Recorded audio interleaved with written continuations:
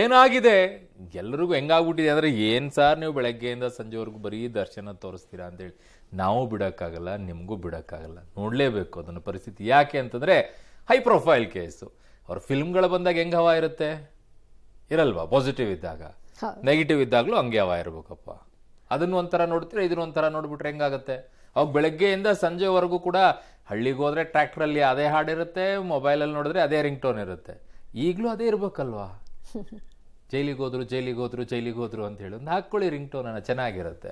So ಜೈಲಿಗೆ ಹೋದ ನಂತರ ಏನಾಗಿದೆ ದರ್ಶನ್ ಅವರು ಅನ್ನುವಂಥದ್ದನ್ನ ನೋಡ್ಬೇಕಾಗಿದೆ. ಇವಾಗ ಇನ್ನೂ ಪ್ರಾಯಶ್ಚಿತ್ತ ಆಗ್ತಾ ಇದೆ ಅಂತೆ. ಹೌದಾ?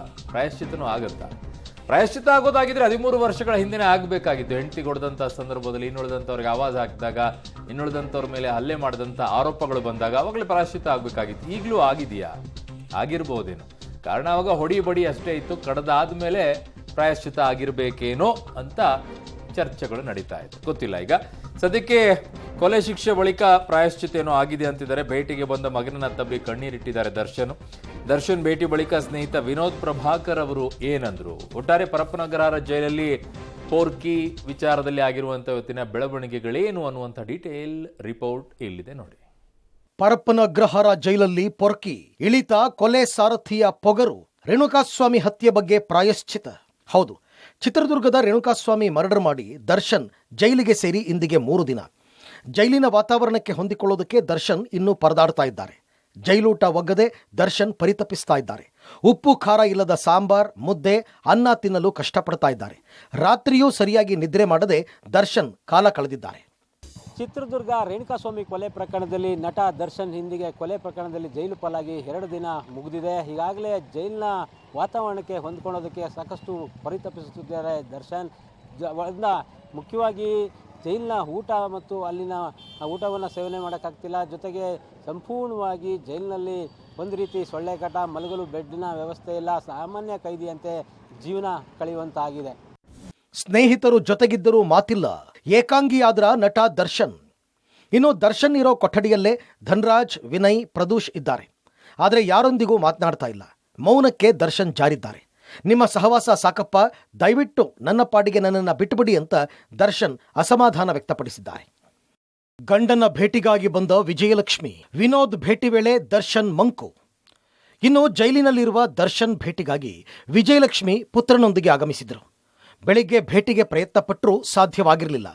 ಆದರೆ 11 ಗಂಟೆಯ ನಂತರ ಪುನಃ ಭೇಟಿಯಾಗಿ ಗಂಡನಿಗೆ ವಿಜಯಲಕ್ಷ್ಮಿ ಧೈರ್ಯ ತುಂಬಿದರು. ನಟ ದರ್ಶನ್ ಪತ್ನಿ ವಿಜಯಲಕ್ಷ್ಮಿ ಮತ್ತು ಮಗನ ಇವತ್ತು ಮೊದಲ ಬಾರಿಗೆ ಜೈಲಿಗೆ ಭೇಟಿ ಕೊಟ್ಟಿದ್ರು. ಆ ಸಮಯದಲ್ಲಿ ಬೆಳಿಗ್ಗೆ ಬಂದಾಗ ನೇರವಾಗಿ ದರ್ಶನನ ಭೇಟಿಯಾಗೋದಕ್ಕೆ ಆಗಿಲ್ಲ. ಹಾಗಾಗಿ ಸುಮಾರು 15 ನಿಮಿಷಗಳ ಕಾಲ ಕಾರ್ನಲ್ಲೇ ಕುಳಿತು ವಾಪಸ್ ಹೋಗಿದ್ರು.